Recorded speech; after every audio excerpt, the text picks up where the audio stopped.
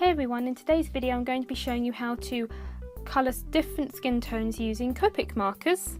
So welcome back. If you're new here, my channel is all about creative colouring, where I share fun tips and techniques that you can apply to your art and creative projects. So we're going to be using the Breeze colouring book today. There's an Etsy link to the book in the description box below, and what we're going to be doing is actually colouring 4 different images, but just the skin portion of the image. So I'm just going to be colouring just the faces of these girls here today, so I can show you 4 varying skin tones from light to dark, and also show you how to make the most of a limited selection of markers. So what I have here, I've picked out 10 Copic markers. If someone were to ask me which markers should I start out with in terms of skin tones, these would be the 10 markers that I would recommend. And with these 10 markers you can get a variety of skin tones from very light to dark, and I've also got in a shadow colour and a couple of blush colours as well. So using just these 10 markers, yes I do have 10 here, just checking, using just these 10 markers you can get a variety of different colours. So the first thing I'm just going to do real quickly is just to swatch them out so you can see the different colours and tell you the names and the references in case you want to write it down, or in case you are looking to buy some Copic skin tones as well. I would say this is a really good base range of skin tones. Now of course you can use a lot more than just this, but for beginners and even now, even for intermediates as well, this is just a good range of colours, and this is what I personally use all the time. So the first one is E00, which is skin white, but I have a feeling that the Copic company has changed the name of this, so it actually may now be called something different. I noticed it when I last looked on one of the websites. But anyway, that one is a good one. Now this one is actually often out of stock. I find when I've recommended this colour before, people come and say, well, I can't get it, it's out of stock. A good alternative, one that's really close, is YR000, which is silk. One other thing to bear in mind when you're swatching out Copic colours is to make sure that you wait till the ink dries on the paper. Sometimes the colour gets lighter or darker depending on the paper, so you want to make sure you wait a few seconds before the ink to properly dry before you judge the colours. And as you can see, the E00 and the YR000 are they're very, very similar. So that's what I'd start with as a base. Then I would add on E02, which is fruit pink. Then onto that I have here E13, which is light suntan. And as you can see, I'm just progressively getting darker and darker with these colours. And this is E33. Some of you may remember this colour from my top 12 Copic marker video. This is one of my favourites. Then I would get E25, which is Caribbean cocoa. Then I would get E99, which is baked clay, and this is a really lovely colour. Well, they're all really lovely colours, but some I prefer a little bit more than others. And then this one is burnt umber. Now this is very dark, but when you are doing a darker skin tone and you're using baked clay as a base, then all the other colours tend to wash out a bit, and you really do need that burnt umber, which is E29. Oh, right, okay, sorry, I've just realised I've written the word instead of the number here. This is what comes when you're trying to write and talk at the same time. It just doesn't work very well. Then for blush, I would go for R20, which is actually called blush, but it is a good blush colour, particularly on the paler skin tones. And then I would go for R22, which is light prawn, and this can also, these two colours can also act as the lipstick or the lip colours as well, so they're doubly useful in that respect. And then the last one is BV02, and this is a purple, and this I use in the shadows. So they're the colours we're going to be using, and what I'm going to do is I'm going to start with the very first page here, which is this one. So the basic way that I'm going to be doing this is to pick 3 to 4 colours. So here you can see you can get your base coat, your mid shadow and your dark shadow, and then you move along one. Base coat, mid shadow, dark shadow. and so on, and until you get right to the very end, or you just use those two for the very darkest skin tones. But that's how I'm going to be doing it here today, and using just these 10 colours you can do, as you can see, a huge variety of skin tones. So the first thing I'm going to do is take my E00 and just go all over the skin and make a base coat of the colour. Now, another thing you can do here is, if you're doing a very light skin tone and you don't want too many shadows, you can go in with the same marker and place some shadows down. And normally here, when I'm placing shadows, I place shadows round the edge of the hairline, so wherever the hair is falling across the face, I place a shadow. Above and below the eyes, down the side of the nose, down at the bottom of the nose. Sometimes I put a little bit around the chin here and the cheek, and I put a thicker shadow down under the neck and where any clothing meets. So that's my basic shadow lines for this, and this is a fairly basic skin tutorial. This isn't too advanced. And then I'm going to take my E02 and I'm going to go in and I'm going to put down the shadows. And the way you're doing this is you're layering light to dark. So you want to place a bigger shadow with this colour, and then when you go for your darkest shadow, you place that as a smaller shadow. I'll show you what I mean in just a second. And then I'm just going to bring the shadow down a little bit there, just to show where her cheek is. And then I'm going to take the E33. It's very difficult to talk and read out numbers at the same time. And I'm going to place this in the darkest points like this.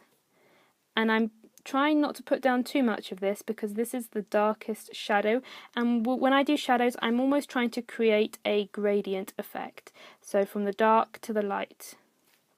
Actually, I did a little bit under the lip there. And then I'm going to go back in with the E02 and go back over. Now I'm not going completely over the brown because otherwise that will wash it all away. I'm actually sort of starting halfway. I'm slightly overlapping the brown so it blends, but not going all the way over it. So I want it to kind of blend into this salmony colour. I don't know what sort of colour you'd call that, but that's what I'm trying to do here. And then I take back my lightest shade and I blend the E02 in with the rest of the face. And I'm not going right over all three with this light colour because that will completely blend out the brown and will lose all the dimension there. So now I'm going to add in some blush. So I'm going to start here on the side of the cheek, add some in there, and kind of just add some in over there.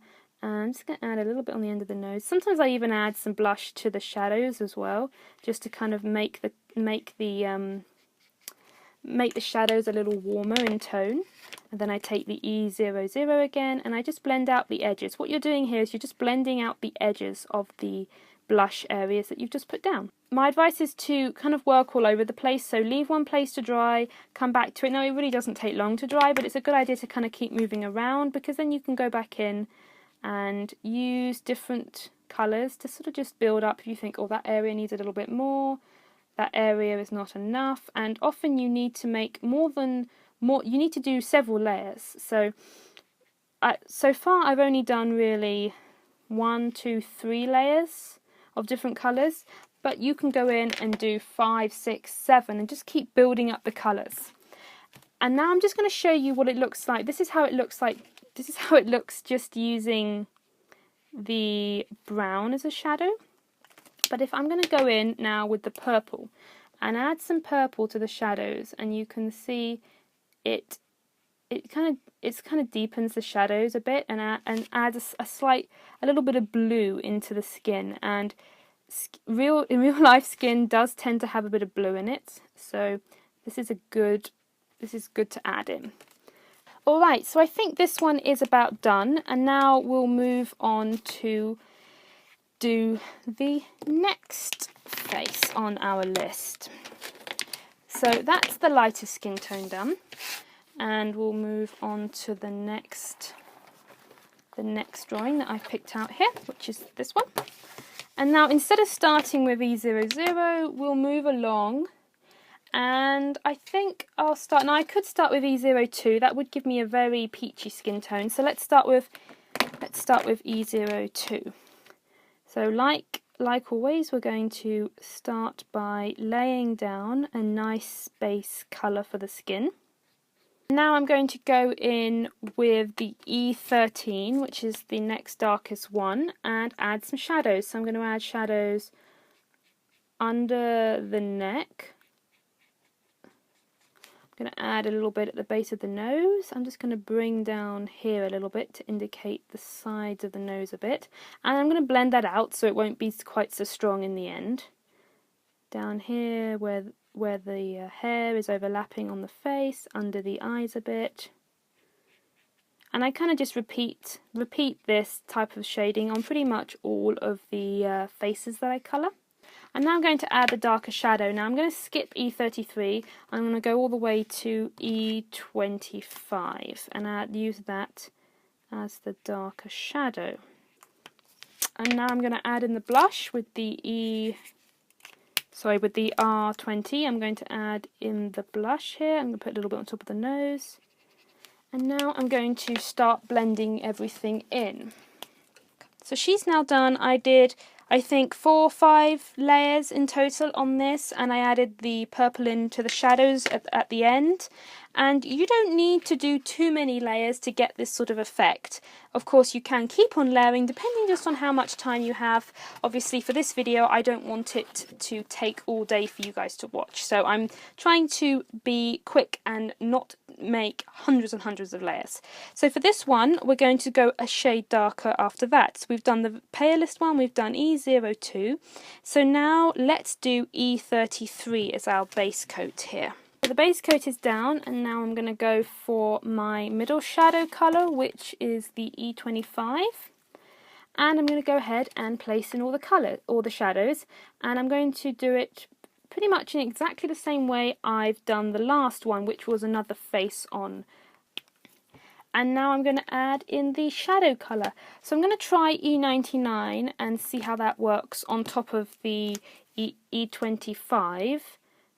And yes, that works all right, because sometimes when you put these two colours, this colour is darker, but if it had begun to wash that one out, I could have just used the E29 instead.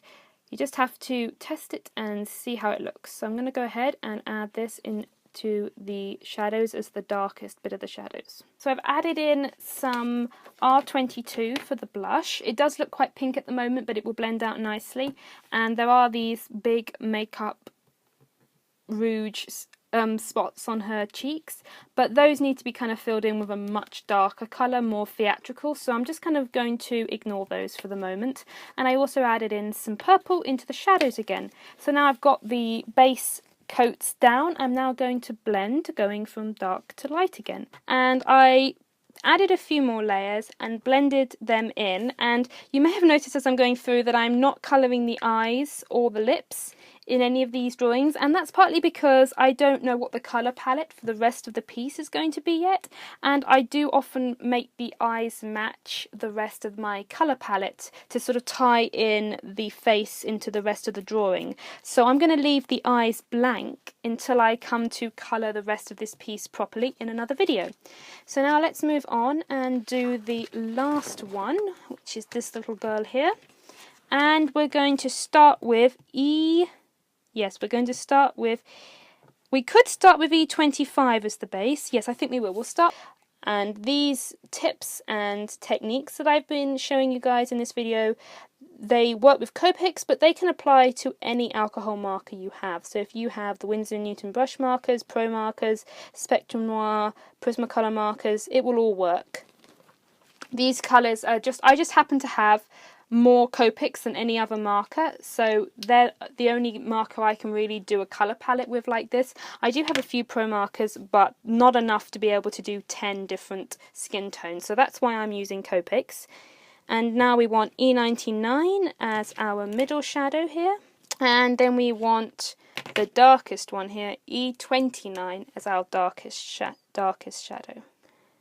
I'm I'm going to go in with the R22 for the blush. It will wash it out a tiny bit because it's a slightly lighter colour, but that will look alright in the end.